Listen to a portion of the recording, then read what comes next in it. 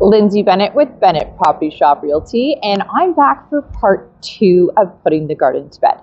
So basically, as it sounds, you're basically putting the plants to sleep for the winter. So that just involved either cutting things back or doing some pruning and basically just cleaning up the garden. It's not that difficult, but it just makes your life so much easier for the spring. Everything is now back to a fresh start. So if you had seen the before, I'm going to flip the camera around so you can see the after.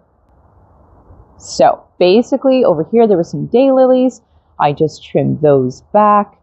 Over here, we had some hostas and some ferns. So those have all been trimmed back also for the winter. And I just did a little bit of pruning of the shrubs. I didn't want to take too much off because when the frost hits, they still need to have that protection from the elements. So now that everything's been cleaned up and ready, I normally do tulip bulb planting. So this can be a bit tricky. There's a lot of squirrels in my neighborhood. There's been some people said to use blood meal or some netting or anything to basically deter the squirrels from eating the bulbs because I guess they have a sweet taste. They haven't been much success for me, but I basically just do what I can. I plant as many tulip bulbs as I can get my hands on and just hope for the best that they actually bloom. So in doing so, I've prepped a hole. You want to do 4 to 6 or 4 to 8 inches in depth.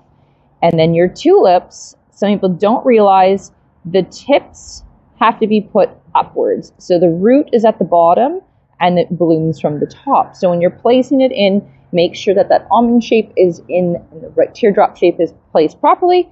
And then all I do is I simply place the soil that I took out on top. And you want to just make sure that it doesn't totally tip over, fill the hole back in, and that's all I do. As I said, people have some other tips.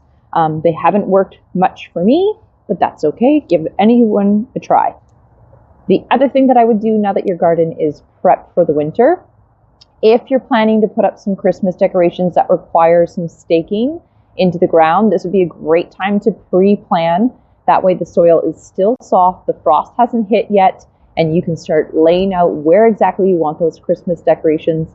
And the same goes with outlining your areas for the snow plows to make sure that they don't ruin your lawns or your garden beds so that everything will be in great shape for the spring. So that's my tips for today. I'm going to come back with some more fall tips and getting everything set for the winter. Stay tuned.